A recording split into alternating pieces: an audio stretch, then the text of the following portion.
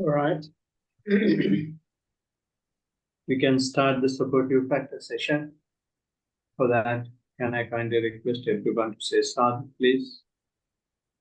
Sadhu, sadhu, sadhu. Sadhu, sadhu, sadhu.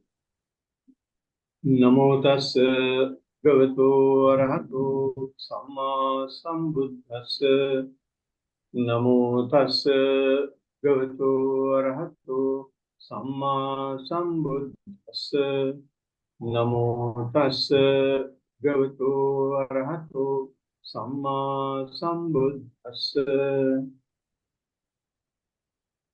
Feeling like a water bubble.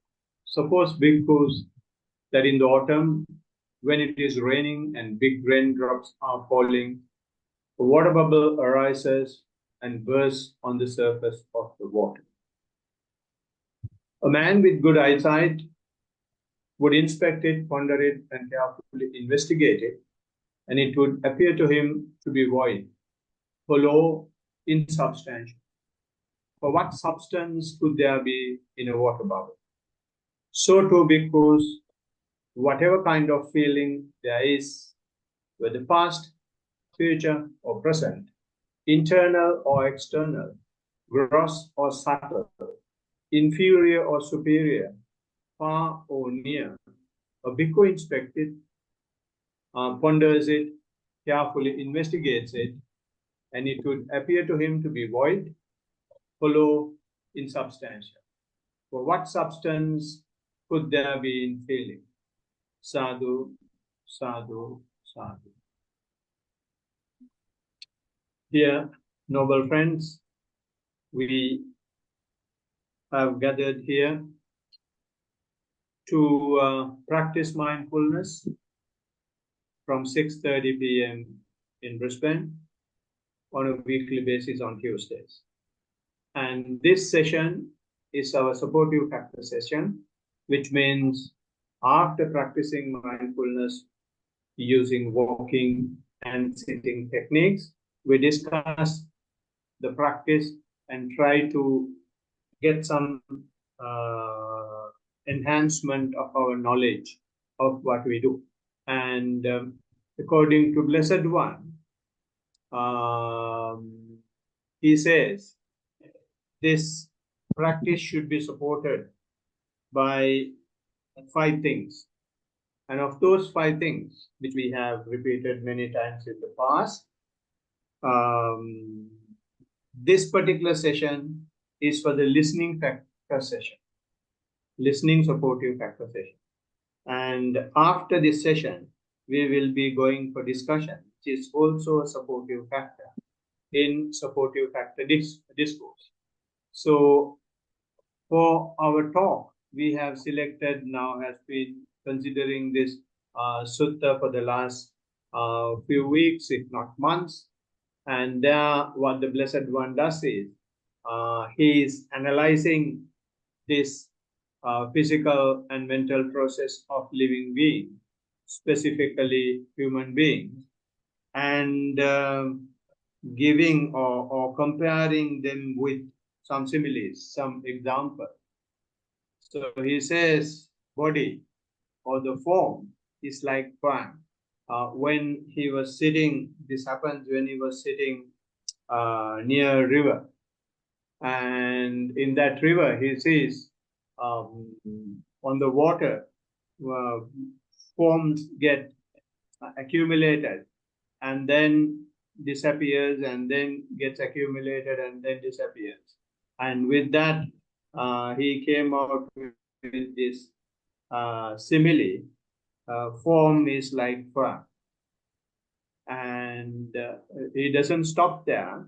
He also equates after form, the physical process, he equates the feelings to a water bubble. That is what we are discussing. What he says is, when it rains, a raindrop will come into contact with the surface of the water in a pond or in the river, and it will create a bubble. And that bubble will not last long. It just bursts off. And similarly, when we are having our attention to the body, we see we have different perceptions of the body, which is head, trunk, hands, legs, etc., so on and so forth, outward appearance. Inside, there are many more things. So, although we see our body in this manner, when we practice, when we do our sitting practice, we go beyond those things.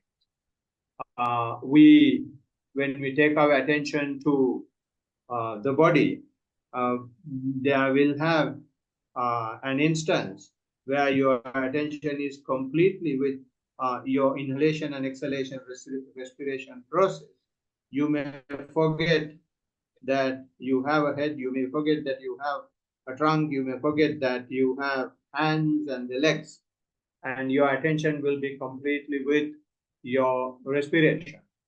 And with the respiration, your attention will go to the body, because respiration is something that affects each and every cell of your physical process.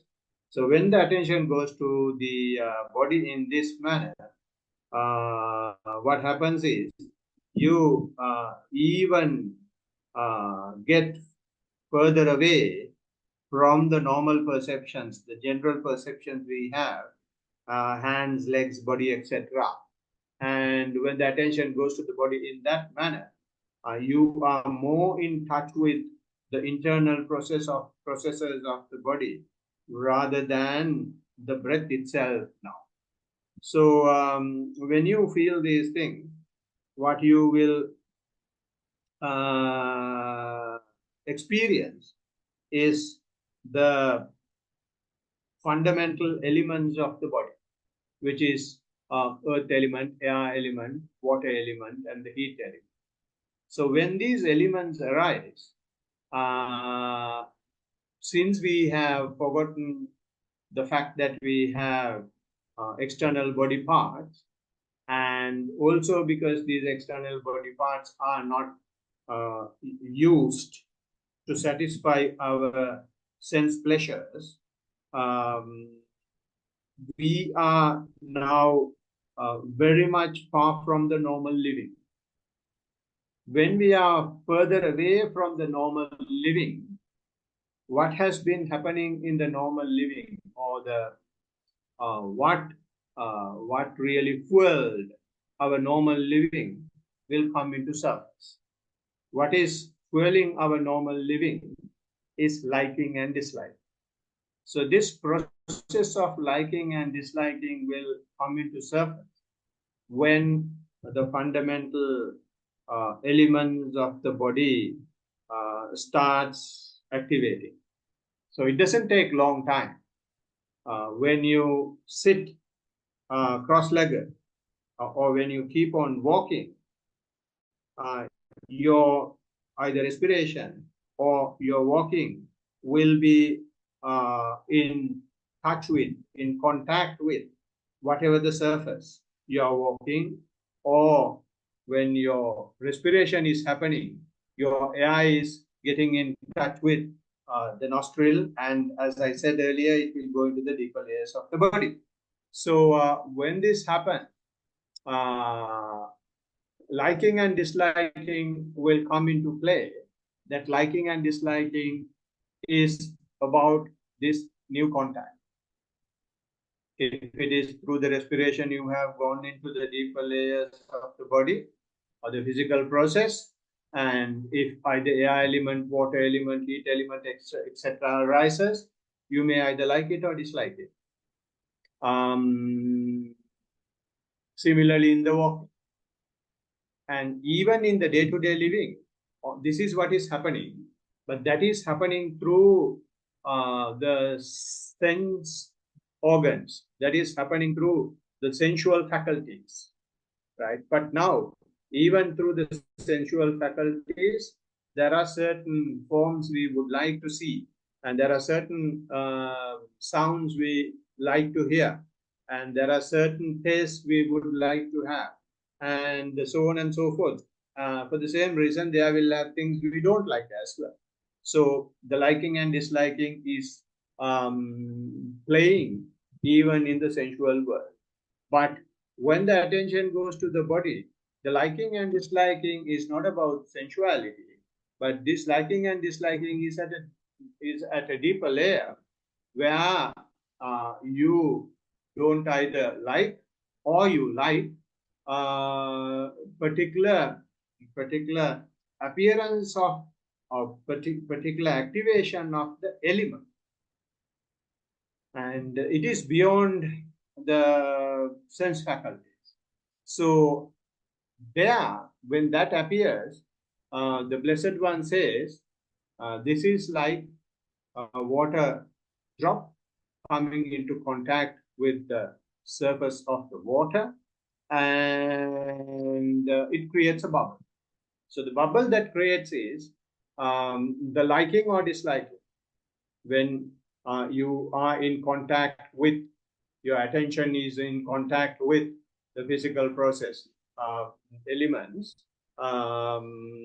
you either like it or dislike it, and that will create pleasant feeling or the painful feeling. And there also will have an instance when there is no liking and disliking. Another type of feeling Blessed One has identified, which is neither pleasant nor painful feeling. So these things, these feelings are available both in the sensual world and even in the spiritual world. In the sensual world, we try to maximize the pleasant feeling, which does not happen at all in the sensual world.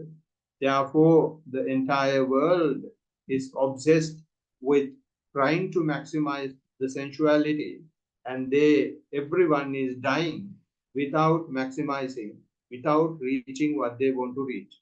Even at the age of 80, even at the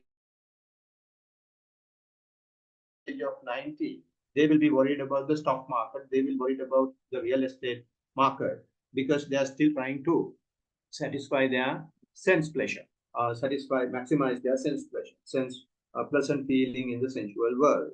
But there are people like you and me who have realized that to some extent and are trying to curb that, trying to see whether there is any other way that we can be happy.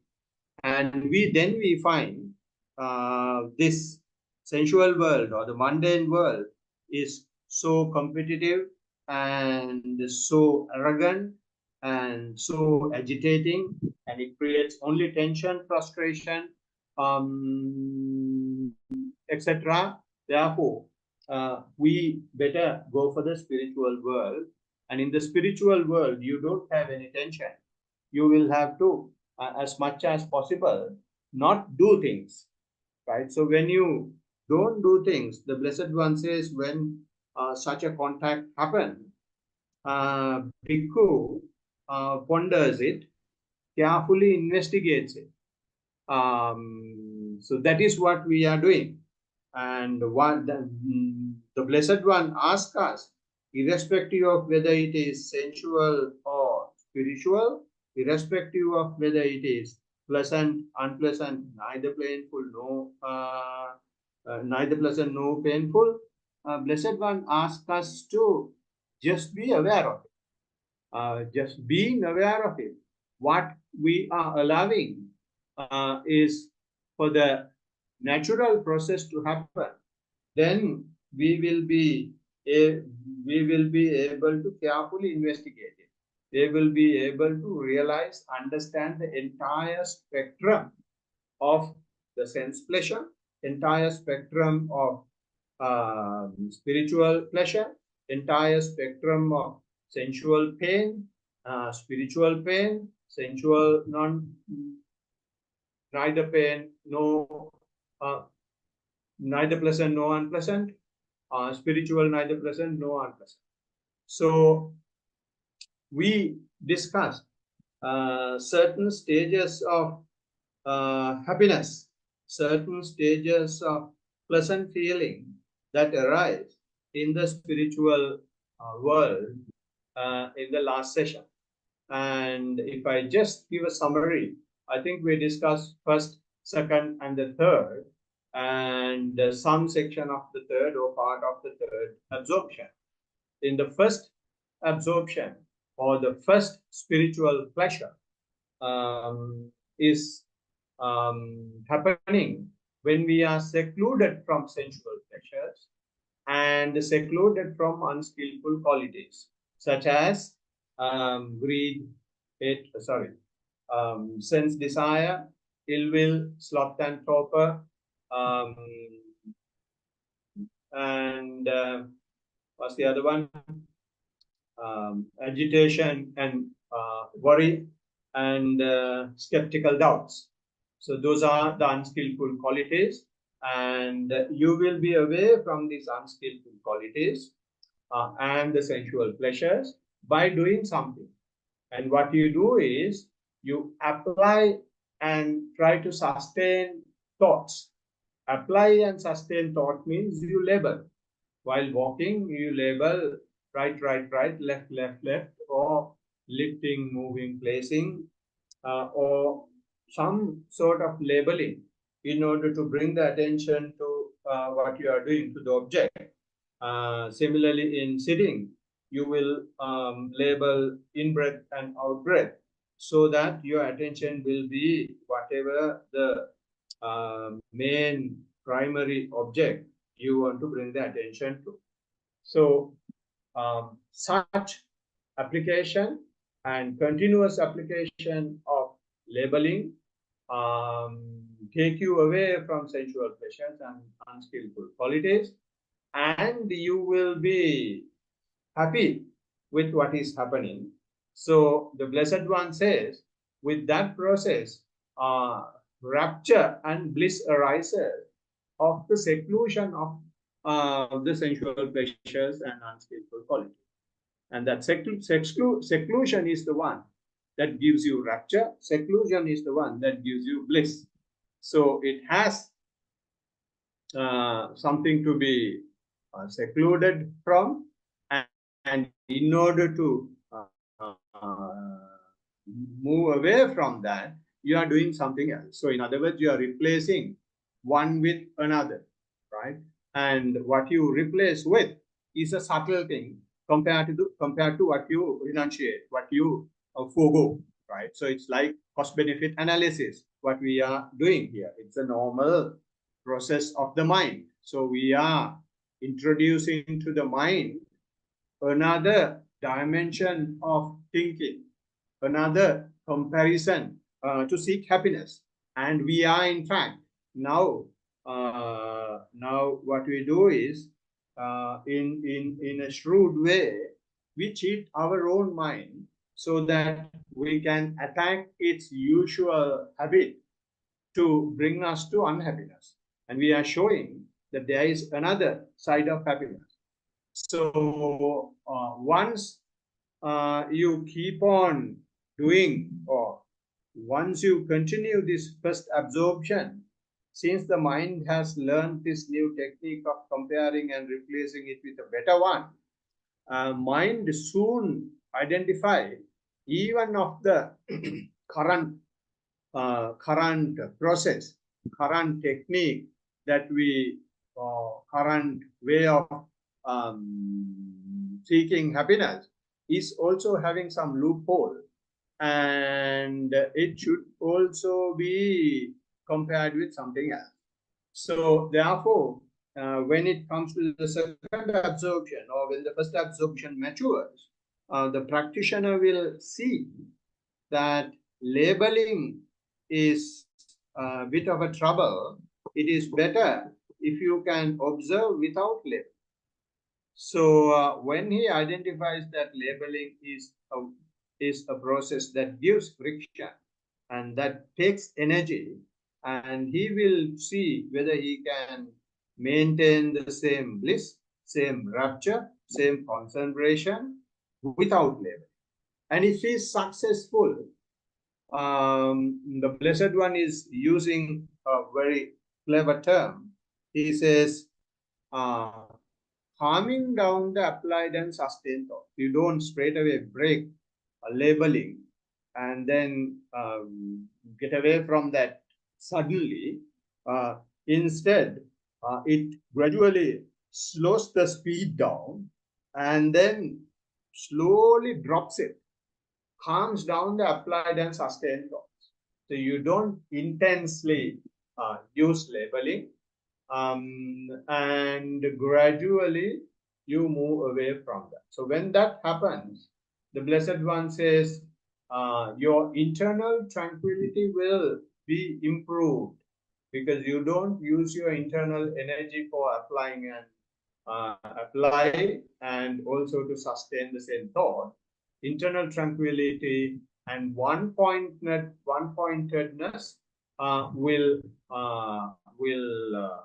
improve, and that is called that is born from seclusion from applied and sustained thoughts.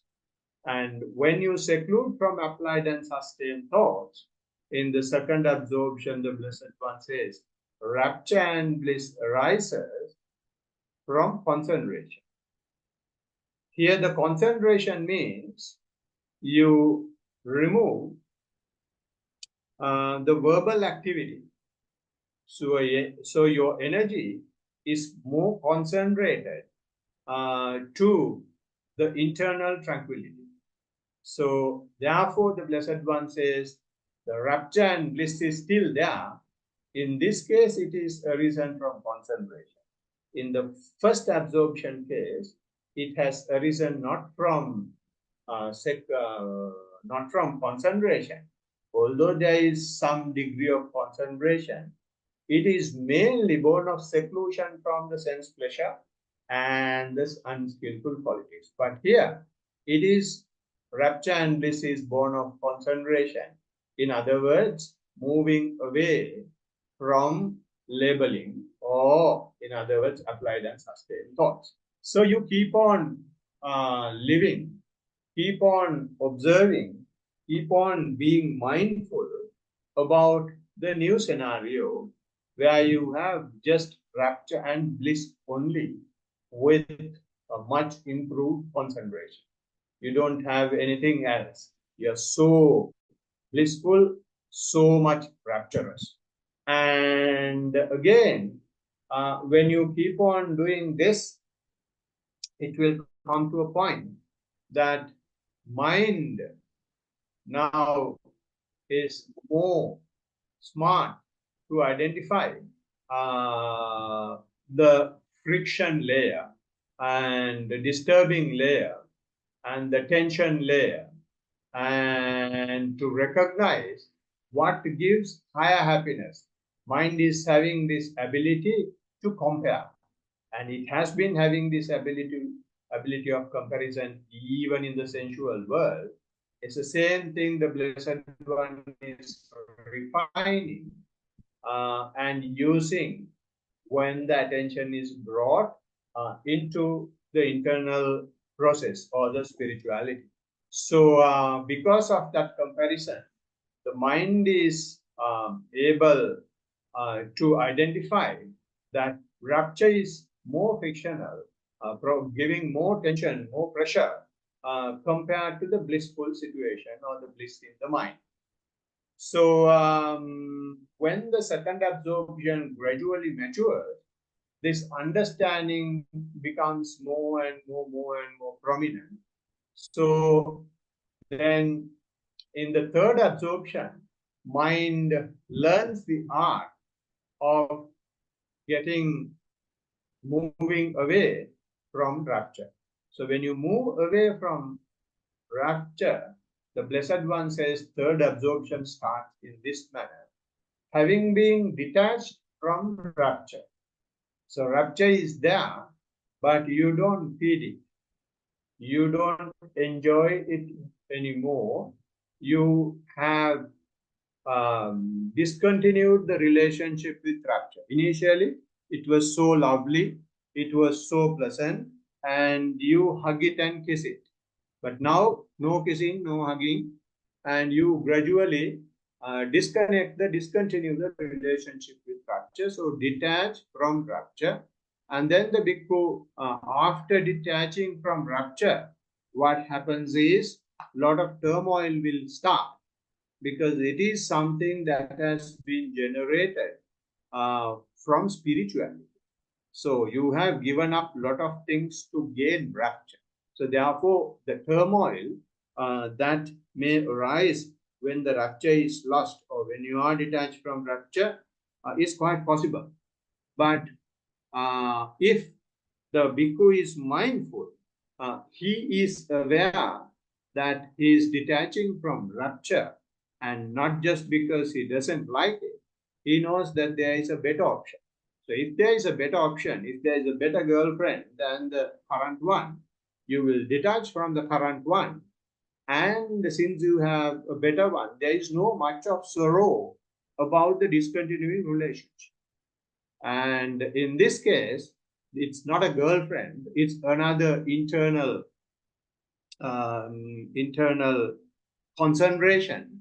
So therefore, the Blessed One says, when detached from rapture, since there is a better opportunity, he stays more equanimous.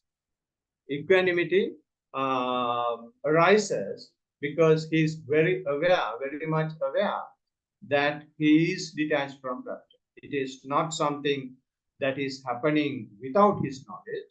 It is happening just under his nose. He is very much aware of what is going on. It is not only he is aware of what is going on, he is also aware of the turmoils that is arising when he is detached from rapture. Naturally, when you detach from rapture, turmoil, mental agony will start. I was enjoying this all this time. Now it is not happening. The mind will look for sadness. So when the mind is looking for sadness, since his mindfulness is strong at this stage when it comes to third jhana, he will be mindful even for that turmoil. So therefore, because of that mindfulness and continuing mindfulness, which we call clear comprehension, his equanimity gets firmer. So he will have firm, equanimous attitude towards this rapture, which is getting discontinued from, which is getting detached from, and experiences the bliss in the mind as well as in the body. This rapture is something that was created by the mind, but manifested. How do I say? You call it mano sankhara. In other words, mental volitions.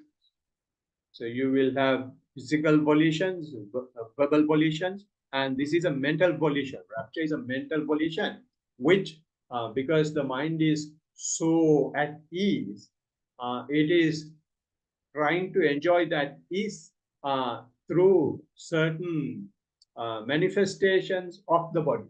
You may feel like, I think we discussed in the last session, you may feel like ants crawling on your face. You may feel like you are in a water bubble, you are in a pond, you are floating, you are so light. So those type of things will happen, and they are not actually there. There are no ants. There, you are not in a pond. You don't. No raindrops are falling on your body to cool you, but you feel like that. So that is a creation by the mind. So that is why it is so frictional compared to the bliss. So that is why the mind is detaching from. So when this detachment happens, so not only the body is now blissful, even the mind is not having any unwanted mental volitional activity. So therefore, even mind becomes calm. So in the third absorption, third jhana, They says he achieves and remains in the third jhana, equanimous and mindful of the bliss he abides in. So it's more mindful of the state he is in, and at the same time equanimous about it. He's not, because he's mindful, he is not having an opportunity to get obsessed with it. He's not an opportunity to create, to generate craving towards it. So therefore, mindfulness has created some equanimity or balancing mentality into the mind, because this is a very high pleasure. So when that high pleasure arises, it is very much possible for the mind to be obsessed with it. And that is what happened before Buddha. And when people go to these jhanas, they were enjoying it. Oh, wow, I had never seen this, and this is, even my wife could not give it. And I am having it on my own now. So I will enjoy this forever, and they will go to Himalayas and vanish. So that is because they are not mindful. They have been mindful up to that point. After that, their mindfulness is forgotten, and they therefore don't get an opportunity to be equanimous. They get bogged down. But some people may go even beyond that.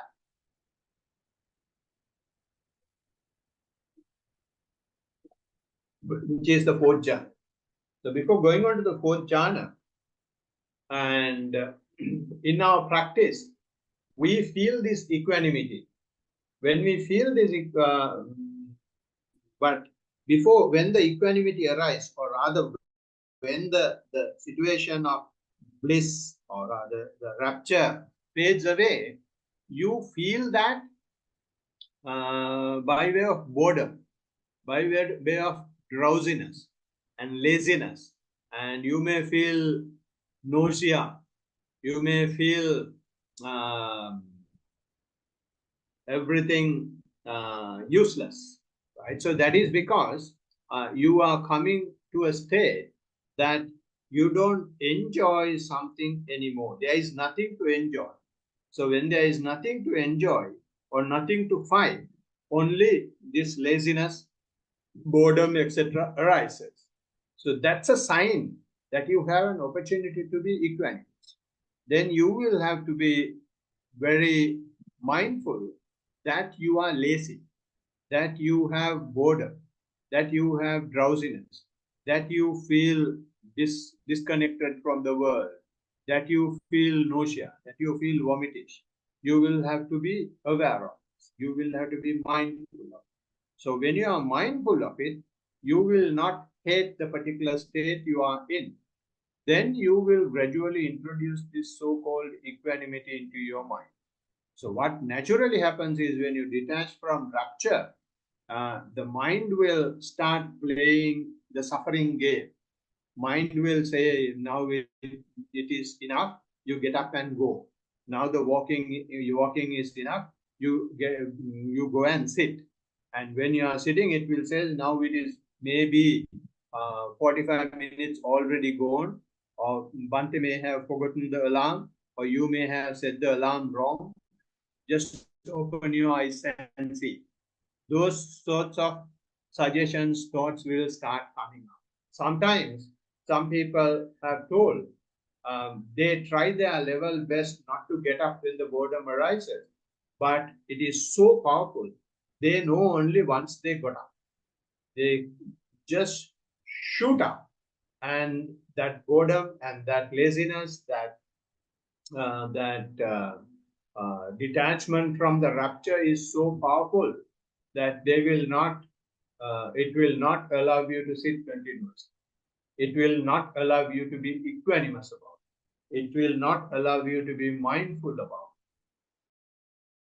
it. So therefore, when such mentality arises, we will have to be very sharp. You will have to accept that particular state as it is, and continue walking even when the walking is so unwanted, even when you have nothing to observe, you simply just walk like a dead person and just sit like you don't have anything. There is no breath to see, no pain to observe, no thoughts, and it is so you feel that all the bearings in the world lost. You feel that you are lost in the wild. You may feel that you are lost in the deep sea, but still you don't open your eyes, you don't get up.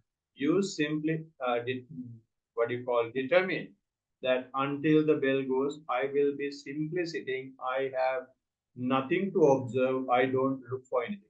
So in that manner, you can challenge that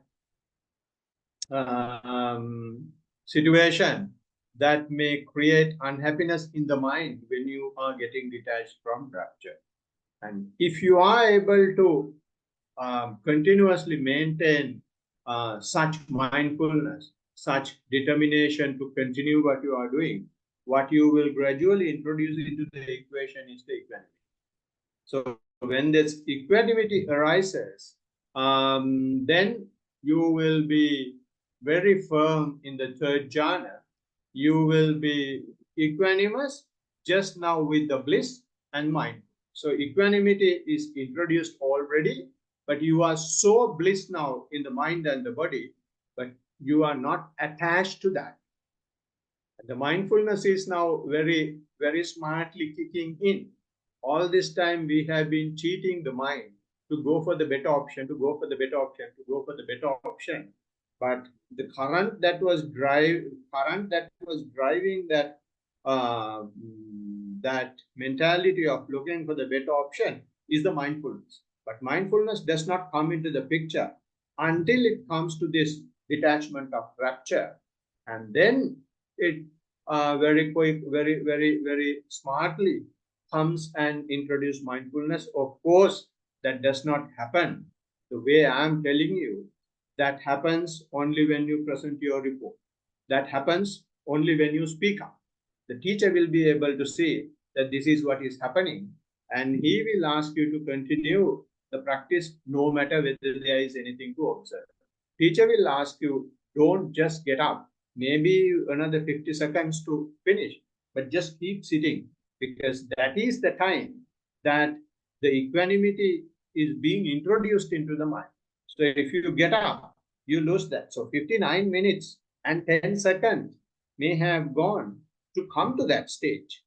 Now you have the fruit. So after cultivating, if you don't take the harvest, then you are not a good farmer. So that harvest is coming during very short time. So in that short time, you will have to take the harvest. Otherwise, rain will come. So if the rain comes, you will not be able to get the harvest. Everything will be washed away. So therefore, smart farmers will not waste time when it is right. So similarly, when you feel that you have to get up, which is very lazy, so bored, then you will have to continue. You will have to say, this is the time I will have to now practice. The mindfulness, the practice has come to this fruition level, and I will continue sitting, although there is nothing for me to observe. So that gives you firm footing in the equanimity.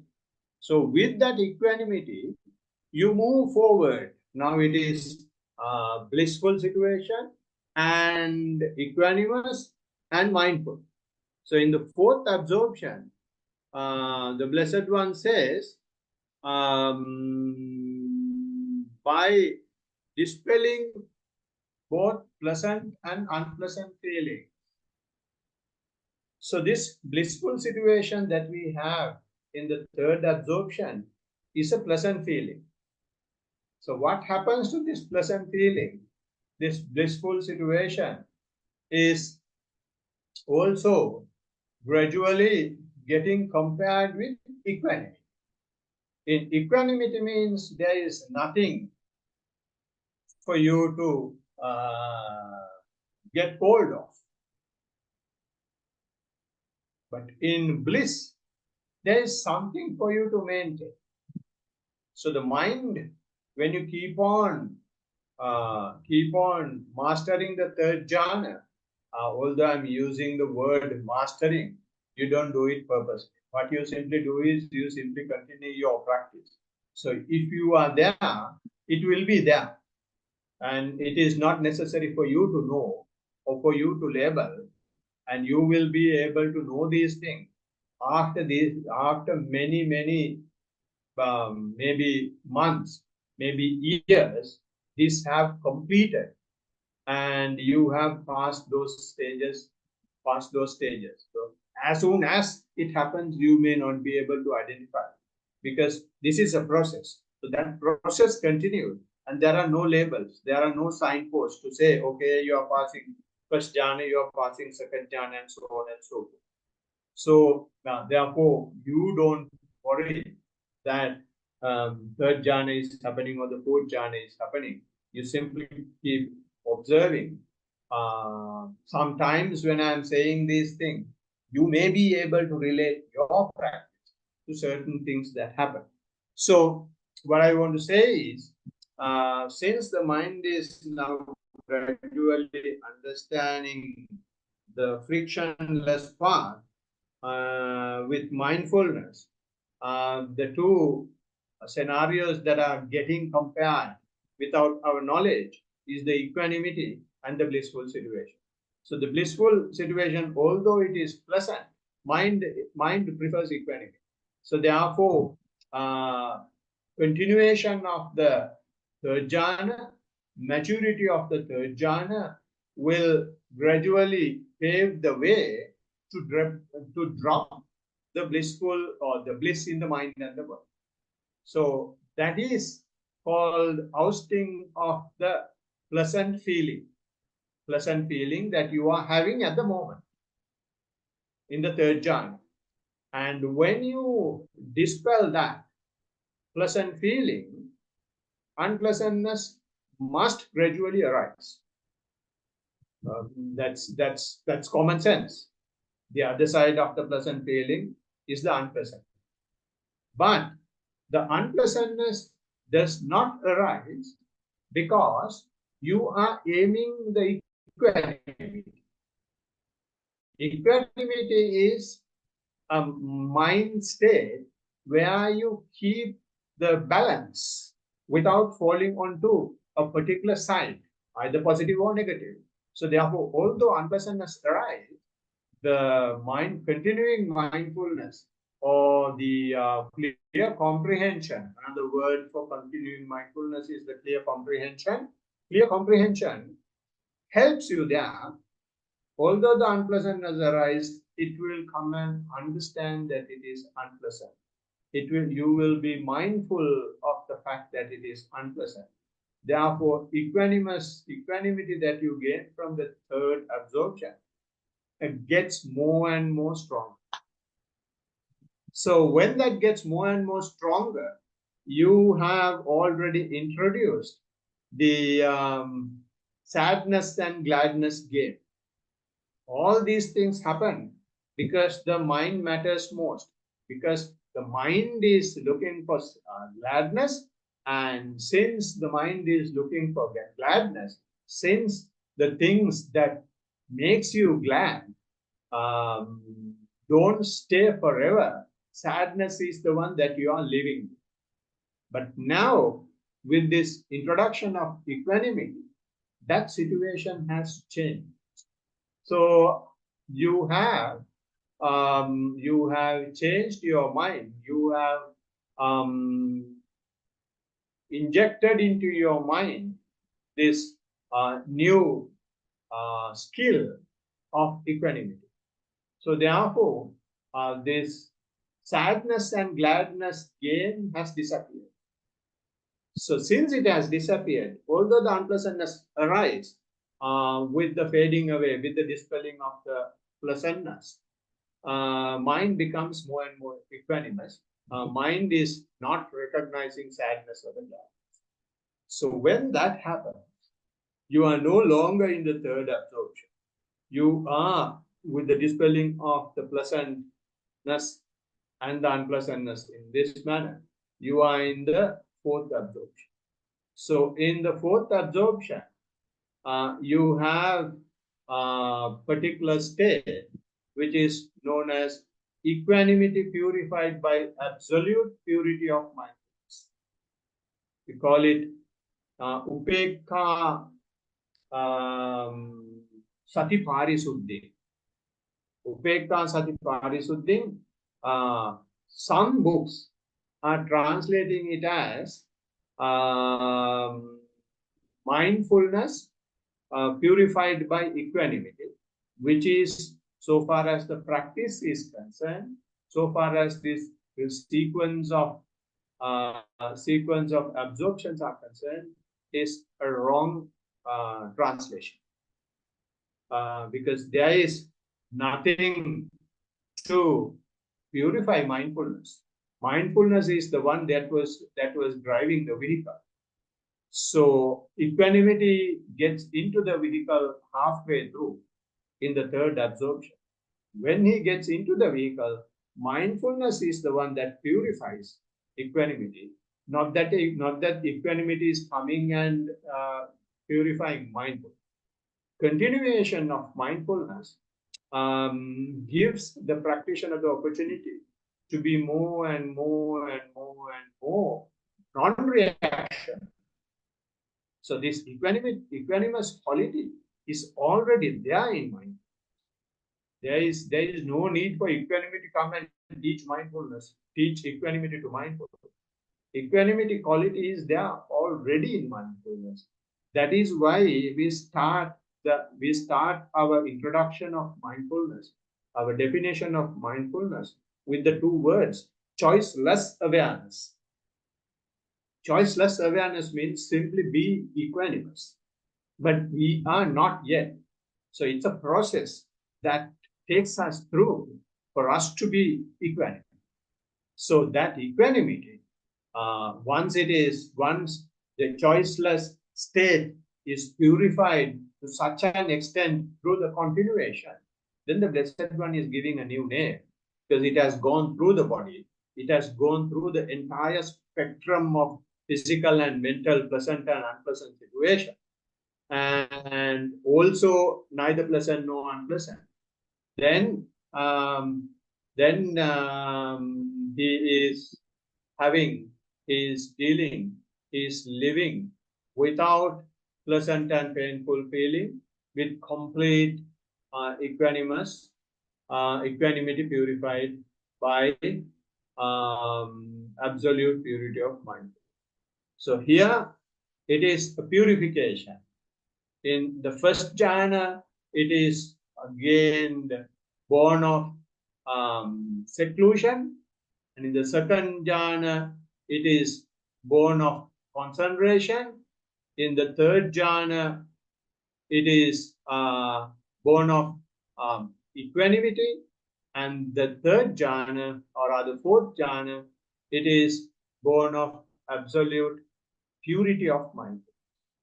So this painful, unpleasant, or pleasant, unpleasant, neither painful, neither pleasant nor unpleasant. I'm sorry, I'm just muddling up with the words. Sorry.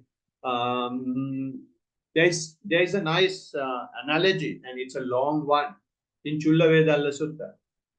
And in Chullavedalla Sutta, Visakha Upasaka, the lay person, of course, the husband of this particular Arahant, Dhammadinna, they were husband and wife before Dhammadinna ordained. Chullavedalla was Anagami person, the person who has entered the third stage of enlightenment. And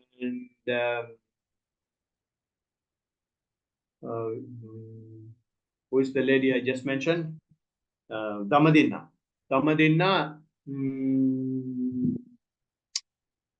renunciated very much late, but she attained Arahantship very fast.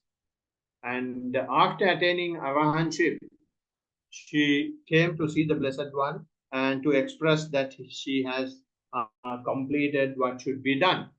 and on the way he meets her husband, former husband, and he thinks this woman is still a lay woman, and he starts questioning, long questions, lot of questions, and there is one on the feelings, and he's asking this question from his former wife, Arahant Dhammadinna. In what way is pleasant feeling pleasant? And it's a question that normal people won't ask. And also he says, in what way painful? He's asking, in what way pleasant feeling is pleasant and in what way it is painful? And he's asking only one question. Then this woman is answering the question in 3 dimensions. She says, pleasant feeling is pleasant in remaining, or in other words, when present. It is natural. Pleasant feeling is pleasant when it is present, and painful when it is changing or fading away. So that's very direct answer. So that is why, that is where the world is bogged down. They try to remain it. The world is trying to retain it, keep it present all the time, and messed up everything in the universe. But Arahants, or at least the practitioners, learn the art of knowing when pleasant feeling is there, that it is there, and enjoy the pleasantness. And when it is changing, you simply be aware of it. So to maintain that, you will have to have this being aware scenario working. So when it is pleasant, you are aware that it is pleasant, and when it is unpleasant, you are aware that it is unpleasant. So there is no end of the day, pleasant when it is pleasant and unpleasant when it is not there. And he's asking this, then Visakha is not asking the question, but Dhammadinna is answering the other side as well. Dhammadinna says, painful feeling is painful when it is present. Pleasant feeling is pleasant when it is present, but so far as the painful feeling, when it is present, it is not pleasant, it is painful. And pleasant when it is fading away. So he's taking the other side of the coin and showing when the painful is present, then you will be worrying, and when it is going away, you will be very happy. And what the Blessed One says is, what he asks us to do is, ponders it, carefully investigates it, inspect. And this is how he's asking us to inspect it, is by being aware. Just be aware. So pleasant feeling only becomes unpleasant because it changes. And the painful feeling, unpleasant feeling, also changes and it becomes pleasant. So it's the same side of the coin.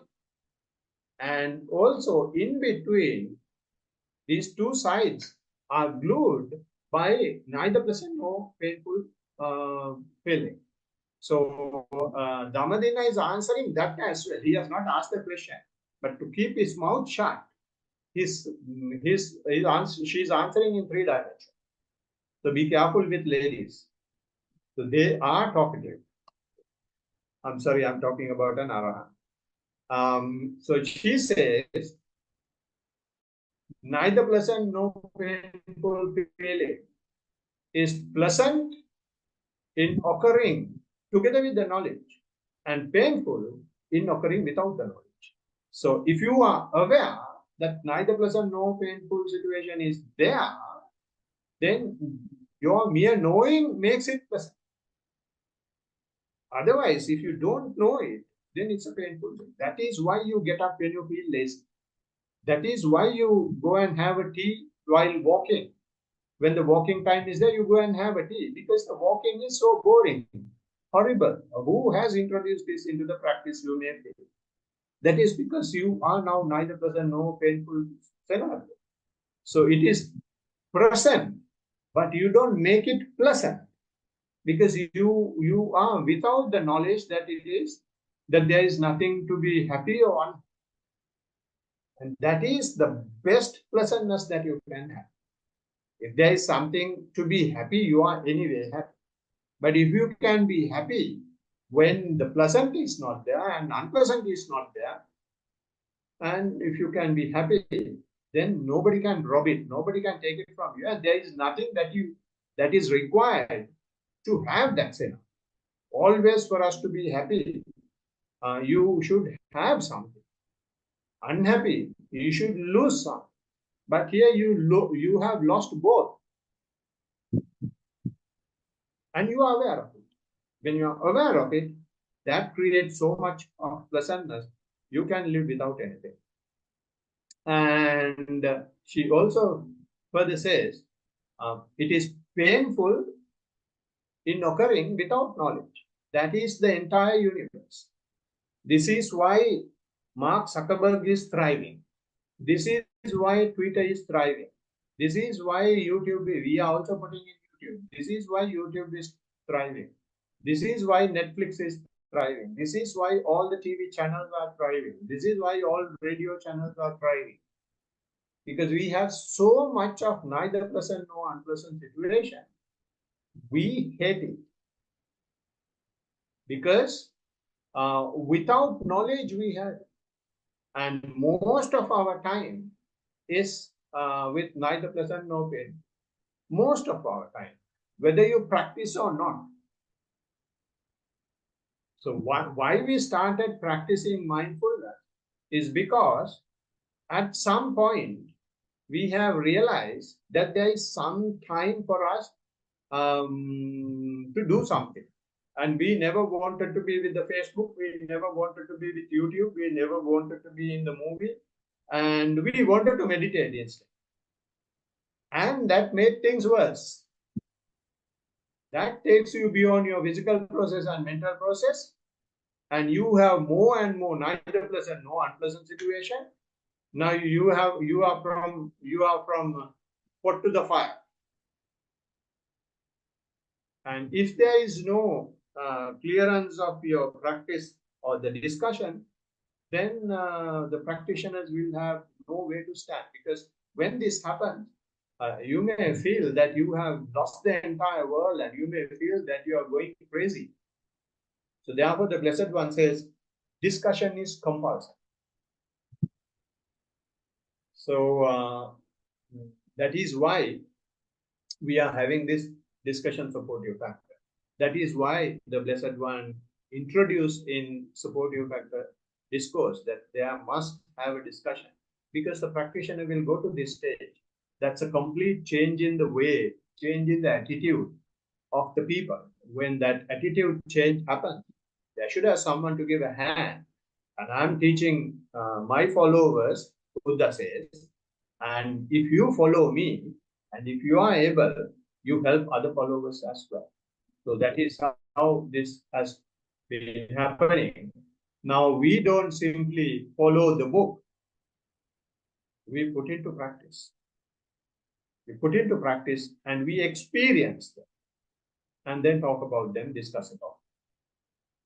So therefore, in this manner, you will realize this contact with the body and the mind is creating the scenario that some pain will arise, and that pain will not be there forever.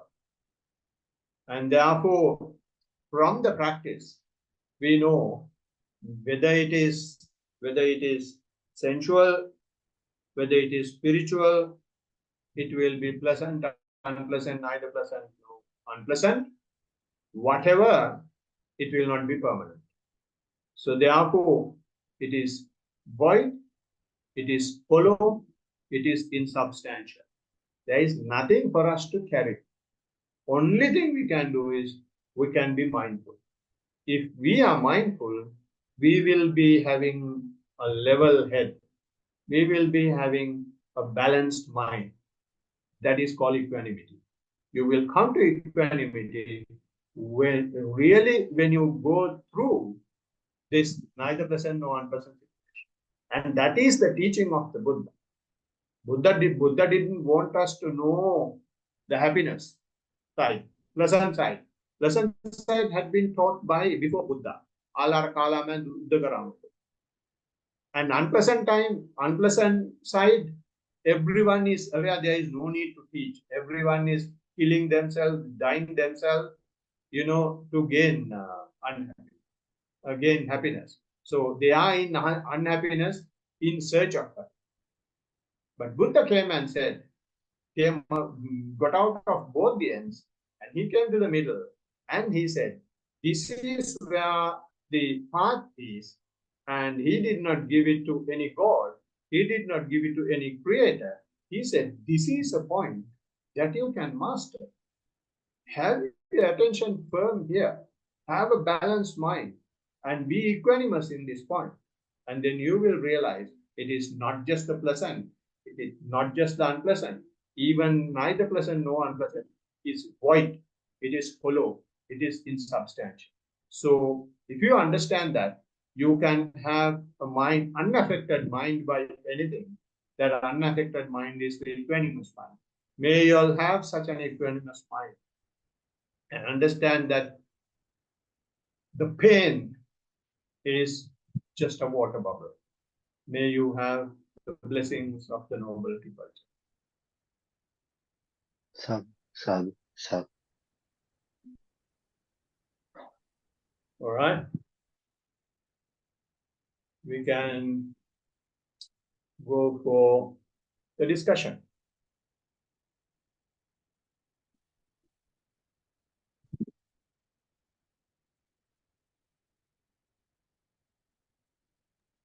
So I'll just go first. Yeah. I think for my report, I think I did experience a phase of craving. It was like once again the whole superhero thing. Kind of like I identified myself with it. I wasn't like instead of being scared of it, I kind of just like let it happen. Yeah, that played out for like a few hours or so, and it happened during a movie, and in the movie I was like this superhero, and I was like, oh my God, like it was like very exciting and all that kind of stuff. And then it played out, and then next day kind of just died down. Yeah. Apart from that, I think especially I think it happened today where when I was seated, I felt this pain in my stomach area, and it felt like something got released, and there was like a huge relief. And I think apart from that, in general, my awareness is like becoming more and more choiceless. That's the best way to explain it. So it's like so whatever emotion I'm feeling, I'm always like there in that moment, like with like a sense of choicelessness. Whereas like compared to like I don't know, like a few months ago, I was like forcing the awareness like out of fear or something. So like especially in like the bad moments and stuff, like the choiceless awareness is there, like at work and all that. Also, I think this happened last week. Uh, Started feeling like a huge sense of like seclusion, especially from family. Deep sense of And I have seclusion, so like just seclusion. yeah, seclusion, yeah, like from the rest of the world, like Yeah. like very, very detached from the rest of the world. And I think this time I was more comfortable with it because I feel like the whole time whenever I felt like that disconnection, I was very scared. I was always just trying to go back in. But this time, like I said, I was like more and more choices. So it's like when it happened, like I was just accepting it rather than being scared. That just happened like a couple of times. Like it happened when I went to the shopping center as well. Like I was just walking around, and I felt very disconnected from the crowd, like from the actual world. So and when it happened, I was just like fully accepting it rather than like trying to get back into the crowd. That'd be all. No, I mean, I'm happy that you are giving more significance to choiceless observation, choiceless awareness, and also just be vigilant. since you are able to do these things in most of the situation, mind may try to create an overestimated situation. So at any point, you don't overestimate it and think I'm done and dusted. Now I am a fully mindful Yeah. person. No, that Hmm. that is again a mind game. It's so shrewd. Hmm. It may make you to overreact. So therefore, be careful and be aware that anytime anything could go wrong, but I will have this choiceless mentality. Yeah. And if you have that in front, keeping the mindfulness to the fore, always assuming that there will have instances where my defilement will try to kick in. And this is a good example you gave me when you were watching the movie. That superhero thing came up once again because those Yeah. elements are still there. So it will try to Yeah. see the weak point and then try to put you down and pin you down. It is possible only if you take your eye away from the opponent. Don't take the eye away from the opponent. Just be vigilant and keep the mindfulness to the fore all the time. Yeah. Teruvan Yeah. Saranai. Thank you. Teruvan Saranai. Chatu, did you want to talk? Aki has a question. Akki, who is the Akki? Yes. Teruvan Saranai Swaminathan. Teruvan Saranai. Swaminathan, should I say it in English or Sinhala? Whatever convenient to you. Okay. So I don't know whether this is right or wrong. So I thought I had this question in mind. So I have been practicing and I come to the state where concentrate on breath, in breath and out breath. And then after some time it settles and then feelings come in. I feel the noises, everything settles. And then I come to a situation where there's nothing, just nothing. And then I've been doing this for a long time. And recently, listening to some of the Bana, I have some other priest. You had what? Listening to some other priest Bana, Yeah. Bana sermons, I've realized that I like about myself, like me being a woman, I like to wear dress nicely, so I like my body. So I thought I should do a little bit of Asubha Bhavana. So after doing Anapana and settles, I've recently started doing Asubha Bhavana. So what I do is I concentrate about my body and try to take parts of the body one by one and remove it, and as imagining it, taking my hair out, then taking the skin out and keeping in front of me. Yeah, I like know all that story. So I'll stop you there.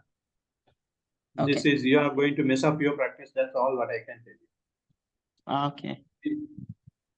These monks, I know who is teaching these things, and they really will work because you are doing something. You have tried your level best to bring the attention to nothingness. Yes. And when you come to nothingness, the mind always wants to do something. Right. And these people are introducing this technique, and it's a big problem it's a huge problem in Sri Lanka, and they are very famous monks. It's a very famous institution. And what they introduce is they say when you don't feel the breath, then start Asubha Bhavana, repulsiveness of the body, and then they teach something to be done. I'm not saying doing Asubha is bad. What I'm saying is Asubha is a way of observing the body as body. It's one technique. And by doing that technique, we will come to the rising and passing away situation, which you have already passed when you say you have gone to nothingness. Oh, okay. And it's simply because you guys don't have faith in yourself, and you guys don't have faith in whoever who is taking the instructions from you. You guys don't have the faith in the teachers. Not That is what is Bhante. what is kicking in. That is why you guys are going behind all sorts of other people and get instructions from them. Have one teacher. If you trust one teacher, I don't mind who, and take his or her instruction. I have listened to your practice even about 2 years ago, and it has come to a very good point. And you people don't come and give any report. Come after 5-6 months and give some report, and every day it is messed up. So I'm really scolding. I'm really scolding because you guys have that ability. But see the people that you are selecting. I know the people teaching as well. And to find someone whom you can rely, who you want to depend on, and take his advice and go. And don't go to many people.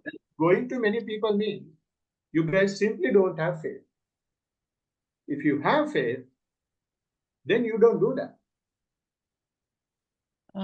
Okay, right. That So is my that's wrong. So I take that advice, Bhante. So I do listen only to yours and Dhammajiva Bhante's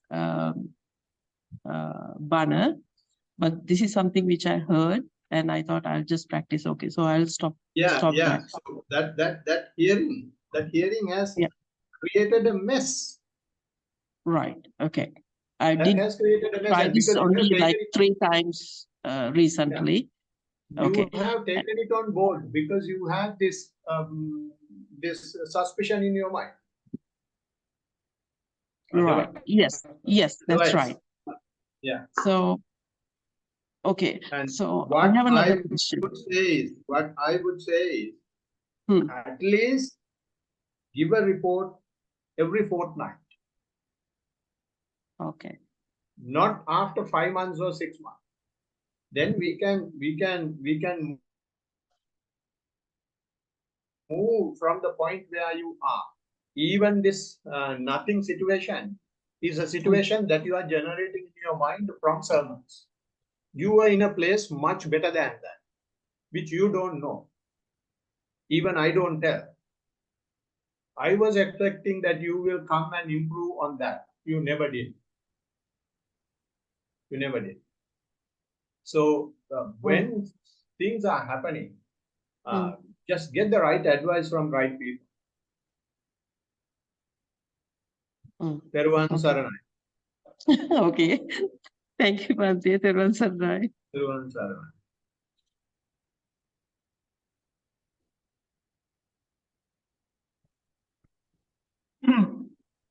No, hello, Bante. Yes, Alex. Teruvan Saranai. Yes. Yeah, I felt something like for the last few days. I do sitting meditation like 30 minutes a day, like before I go to bed, pretty much. And I've been doing this like every single day, and like yesterday or 2 days ago, I felt something strange when I was doing sitting meditation, and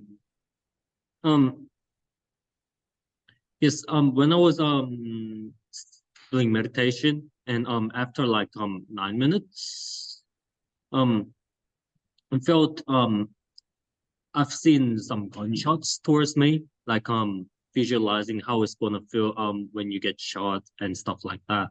And I was scared by the time.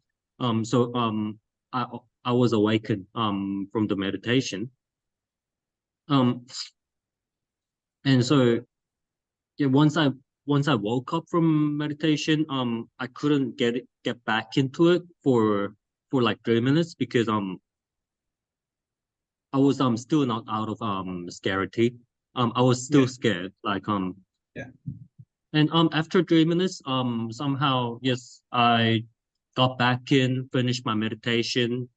And in referring to this, yeah, what I felt was let's say I have a gun and shoot people, and this is going to come back to me as a karma. That's what I felt. No, don't put it into karma. When you are practicing, when such things are happening, what happens is when the mind is getting getting close to situations where you don't do anything. Mind wants to create something for you to do something, right? So mind precisely knows what to do, and everyone is scared of their life. So if you give a scenario that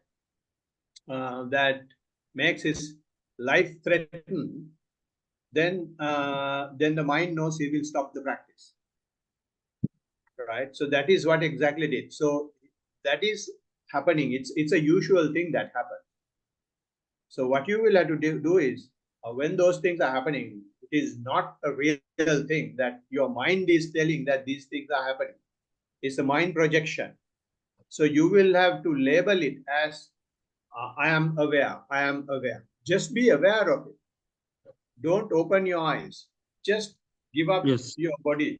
Just give up your life. If someone shoot, let him shoot. I will be simply observing even my death. So just face that. So we all have that fear about the death. We all have the fear about the death. And that is something that our mind is using to move away from the practice. So what the Blessed One says, when those things happen, just be aware of it. If you can't simply be aware, just keep labeling. All right? Yes. And also, I do 30 minutes every day, and today when I was doing 45 minutes, yeah, at the end phase, I also woke up from pain and got back in. Given this, do you suggest me to increase the time of what I do every day, like above 30 minutes, or Yeah, I mean, don't straight away increase it to 45 minutes. Make it 35. 35? Okay. Yes. Practice 35 every day. And when you come to the Yes. temple, you can make it 45. Yep. And do Okay. it for about a couple of months and then increase another 5 minutes. Oh, okay, okay. Yes. Yeah. So until you reach 45. Yes. All right. Yes. So That one's mine. Theruvan Sarana. Anybody else there? Yes. So, you were talking about jhana, and this is through, I guess the driver is mindfulness or vipassana. But then, so I have heard, mostly jhana is driven through concentration. But I never see any references for jhana driven through mindfulness. The only time I ever read it was Sayadaw Pandita in his book, This Very Life. Only time I ever saw a reference to it. Why so few references, and why does nobody talk about it? Yeah. That's my Now, question. let me see whether I got your question in the first place. Yeah. You are saying there are no references to which jhana? Vipassana jhana or concentration jhana? Mostly the references are for concentration jhana and very little references I for completely vipassana. disagree. Okay, good. All the references in suttas are for inside jhanas, and I don't know from where they have taken this samatha jhana. See the see the four foundations of mindfulness, Samma Samadhi, it is very clearly mentioning jhana. And it is in the first jhana itself, they say sustained and applied thoughts, which means sustained and applied thoughts means energy, virya. So with virya, they are doing it. And then when it comes to the third jhana, they are talking about mindfulness and clear comprehension. So it's very much with vipassana. But in the second jhana, you can't really see whether it goes to the vipassana side or the samatha side. Doesn't matter, so long as you have the discussion. And once you are thorough with it, once you practice it, and there is a series of discourses in Sariputta Sangyutta, in connected discourses, he says, I am going into all these jhanas, but I am aware I am entering, I am aware I am dwelling, I am aware I am coming out. So all the jhanas that we have in suttas are of that nature.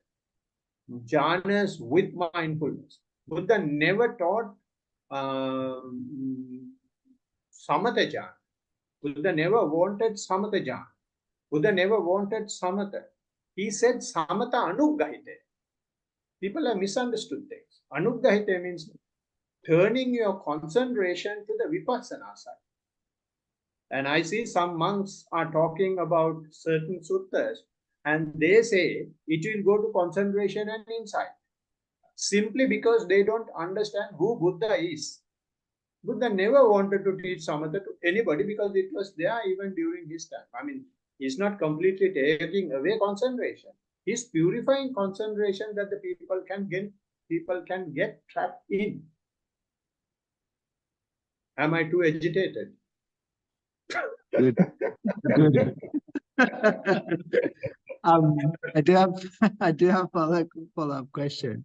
Why do we hear so much about samatha jhana rather than vipassana? Why do we hear so much about samatha jhana rather than vipassana jhana?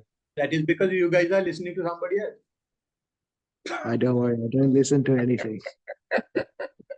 You are But reading that's what I somebody do. else's books. So if you listen That's to what me, I I'm do. not talking about samatha at all. And I know, if you I talk to Bhante Dhammajiva, he's not talking to samatha at all.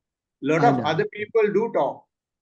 Hmm. Because this happened simply because of the academic approach to Buddhism.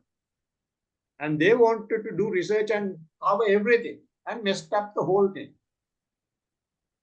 And all our scholars have had rather an academic approach than the practical. In the pragmatic approach, Buddha has never touched concentration way. And I know hope Bhante Rakita will not hear this thing.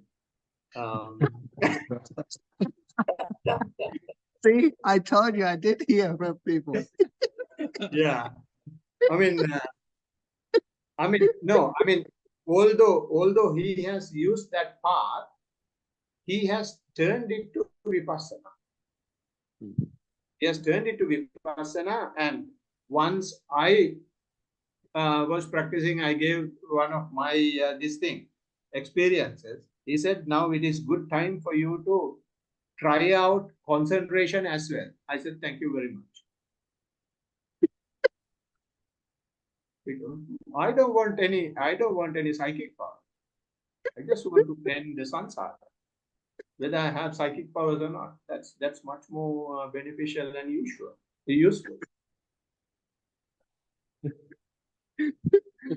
Sadhu. Everyone's on that. Everyone, sorry. I'm very scared of Steve now. I'm actually scared of you. Yeah. No, because you will go and test your friend now. I was just going to add, are you sure you don't want psychic powers? You'll be able to hear which way I turn the tap. All right. You don't even have to be the same. Sahan, you had something. I don't really have anything, Bante. Yeah, I do. I have a question also. Yeah. Should I go on? Yeah, please. Yeah, speaking about pleasant feeling, nor pleasant nor unpleasant feeling, and unpleasant feeling. So for me, like I just watch and observe pleasant feeling. Sometimes I'm aware of nor pleasant and nor unpleasant feeling, and just like I don't react to them. I'm not like so attached to them. But for this unpleasant feeling, the moment, I mean, many times, not always, but many times, the moment I experience that, my mind try to do something about it, like analyzing it, want to be unattached, want to put it in a box and get to a conclusion. The experience is just different when I experience pleasant and nor pleasant nor unpleasant feeling, because with those two I can able to see and as it is and just don't react to it. But for the unpleasant one, my mind wants to do something and it creates conflicts, doubts, confusion, like I'm not doing something that I should do, and I should do something for it. It's like my mind wants to like be small and put things together in order to get to a certain conclusion now, and makes me like peaceful after that. So that's the thing with unpleasant feeling for me. And one thing I tried for it was that the moment I realized pleasant feeling, I tried to be more with it, because I can see I am more with painful feelings. So I told myself maybe I can try be more with pleasant feelings, to just like make things like more natural, and don't have bias against one and another. Yeah. Okay. So thank you very much for the report. Your last sentence contradicted what you were saying. Your last sentence was not biased to either pleasant or unpleasant feeling, but it is the biasness. When you try to be more with it, then you are biased towards pleasant feeling. When you try to do something, some conclusion, something about unpleasant feeling, that is also bias, right? So when you are not biased, you don't try to be more with it. When it is there, you simply be aware that it is there, right? And when the unpleasant feeling is there, you don't try to interpret it, you don't try to interpret it, you don't try to analyze it, you don't try to break it down, you don't try to compare with anything else. You get as close as possible to the epicenter of that unpleasant feeling, maybe physical or mental, and accept it as it is, without any addition, without any subtraction. Then you are not biased. Then you are not trying to remove what you don't like. You don't try to hold on to what you like. So if you try to do that, then to hold on to what you like, then it is craving. If you try to create some story analyzing the unpleasant feeling, then it is hatred. Subtle, in a subtle way, but it is given as a wisdom point. But what is happening in a subtle way is generating obsession of underlying tendency, or the mental corruption of hatred and mental corruption of craving. So simply be mindful. get as close as possible to the unpleasant feeling and go into the real epicenter of it and just have your attention there with a smile. By doing that, you are accepting yourself. Make sense? Okay. Yeah. Yeah. It is easier said than done, but it is Yes. possible. Because it is like automatically happen when the unpleasant, yeah, and then other thoughts come after that in comparison to pleasant thoughts. Because when pleasant thoughts, I say, okay, it's there, like do nothing. But with that, it comes different feelings, different thoughts after that. And the mind try to protect, and the mind try to protect itself with different, like now, with different games, with exclusion. No, I shouldn't feel this way, and try to answer. You know, it's like it doesn't want confusion. It doesn't want doubt. That's why it wants to like get to an answer in order to be at ease. So that's the thing. Yeah. So don't try to be at ease when unpleasant feeling is there. Just accept the unpleasant feeling as it is. And what you are saying is also possible when unpleasant feeling is there. A lot of suggestions and lot of proposals are coming from the mind. Then you just be aware of that. Just label it as thinking.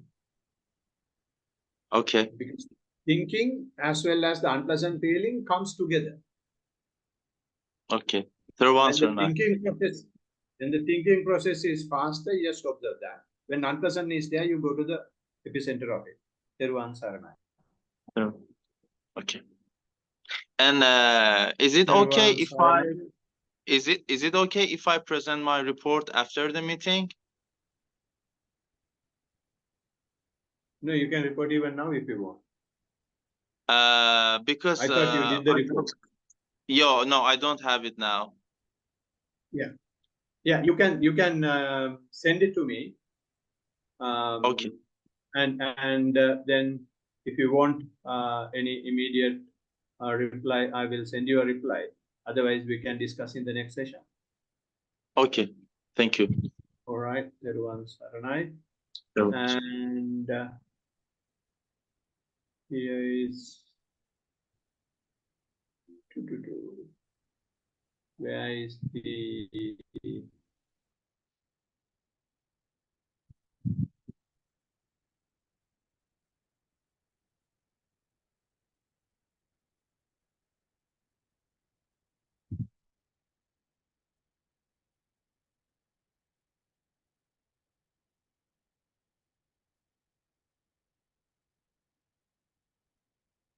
can you all see this?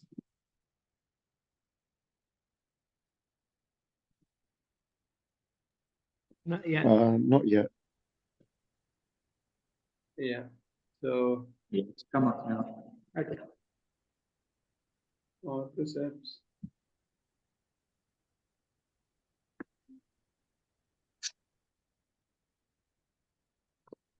Yes, transfer of merits. Who wants to go? I'll do it. It's been a while. Yeah. May all devas share this merit which we have thus accumulated for the acquisition of all kinds of happiness and prosperity. May all other beings share this merit which we have thus accumulated for the acquisition of all kinds of happiness and prosperity. May all the beings share this merit which we have thus accumulated for the acquisition of all kinds of happiness and prosperity. May all beings inhabiting space and earth, devas and nagas of mighty power, having shared this merit, long protect the dispensation. May all beings inhabiting space and earth, devas and nagas of mighty power, having shared this merit, long protect the teaching. May all beings inhabiting space and earth, devas and nagas of mighty power, having shared this merit, long protect me and others. If by deed, speech, or thought, heedlessly I have done any wrong, forgive, O Master, O Victor, greatly wise. If by deed, speech, or thought, heedlessly I have done any wrong, forgive, O Damba, to be seen here and now, timeless. If by deed, speech, or thought heedlessly I have done any wrong, forgive, O Sangha, practice well the incomparable. Let this merit accrue to our departed relatives, and may they be happy. Let this merit accrue to our departed relatives, and may they be happy. Let this merit accrue to our departed relatives, and may they be happy. By the grace of this merit that I have acquired, may I never follow the foolish, but only the wise, up to the time I attain Nibbana. By the grace of this merit that I have acquired, may I never follow the foolish, but only the wise, up to the time I attain Nibbana. By the grace of this merit that I have acquired, may I never follow the foolish, but only the wise, up to the time I attain Nibbana. Sadhu, Sadhu, sadhu. sadhu. Everyone survey, everybody. Thank you. I'm disconnecting here. Chatu,